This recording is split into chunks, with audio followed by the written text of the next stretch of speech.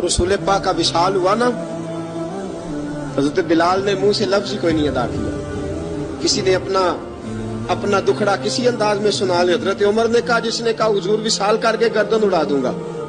حضرت عثمان غنی نے کہا، خبردار کوئی مجھے آ کے نہ بتائے کہ مصطفیٰ وصال کر گئے. حضرت علی المرتضیٰ رضی اللہ تعالیٰ عنہ نے فرمایا، نہ بھائی میرے مصطفیٰ پر تو موت آتی ہی نہیں جس طرح آپ لوگوں پہ. سب لوگوں نے اپنے اپنے اظہار کر لیے نا، بلال نے کسی کو دکھ بتایا ہی نہیں. ایک کونے میں بیٹھ کے نا حضرت بلال اکیلے آنسو بہاتے رہے، کسی کو بتایا ہی نہیں، اکیلے روئے. ایک شخص کہنے لگا، یار بلال بولتا نہیں. کہا نہ بلاؤ اسے. عصر کی نماز کا وقت ہوا نا تو وہ بلال جو کعبے کی چھت پہ بغیر سیڑھیوں کے چڑھ گیا تھا، وہ بلال جو کعبے کی چھت پہ بغیر کسی سہارے کے چڑھ گیا تھا، اس بلال کو کہا کہ بلال چڑھ ذرا، آذان پڑھ، مسجد کی چھت پہ چڑھ جا. حضرت بلال کئی بار چڑھے اور کئی بار گرے، کئی بار چڑھے اور کئی بار گرے. حضرت بلال حبشی رضی اللہ تعالیٰ نے آواز دی، کہا سلمان میری مدد کرنا، میری مدد کرنا. اب مجھ سے چڑھا نہیں جاتا، اب مجھ سے جایا نہیں جاتا. جناب سلمان فارسی نے بھی سوال نہیں پوچھا کہ بلال تو بیمار ہے، یہ نہیں پوچھا.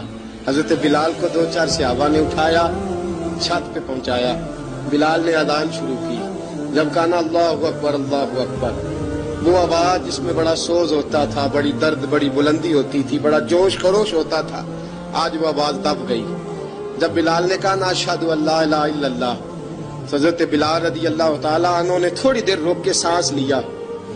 جب کہا نا اشہد ان محمد رسول اللہ، جو سارے چپ کھڑے تھے نا ان میں سے ایک بابا رو پڑا، اس کا نام ابو بکر صدیق تھا.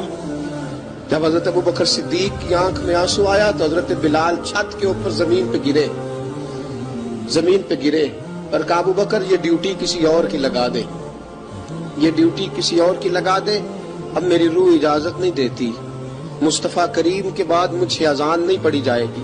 آپ نے واقعہ سن رکھا ہے کہ ایک بار صحابہ نے بلایا، دوبارہ آئے، حضور خواب میں ملے. کہا بلال تو آتا کیوں نہیں؟ بلال چھوڑ کے چلے گئے تھے.